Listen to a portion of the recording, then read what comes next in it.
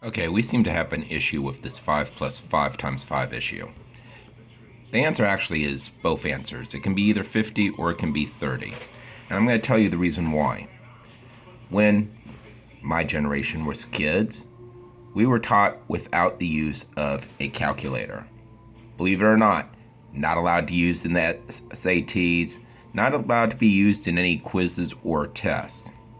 We were taught what was called linear equation, working everything from left to right, no exceptions unless if there were parentheses.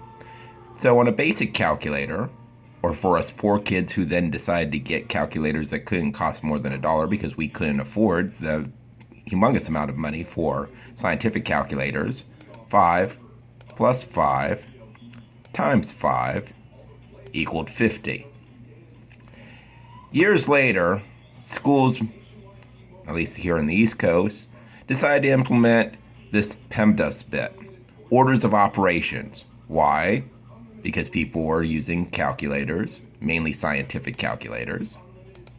People were learning calculus.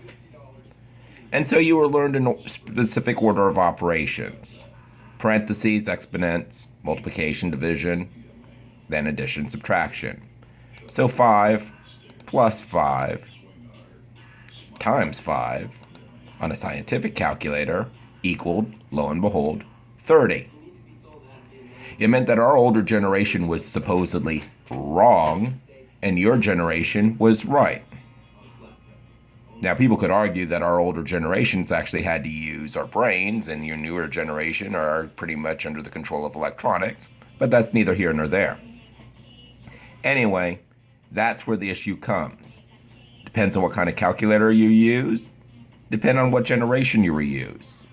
The answer could be 30, or once again, the answer can be as simple and what most people like to use, 50. Whoops, wrong thing. Never mind. Haha, tricked you guys. 5 plus 5 times 5 equals 50. You heard it here first.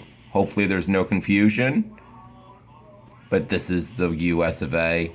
We love to argue, and we'll be arguing this until blood comes out of our ears. You're both right. Thank you and have a good night.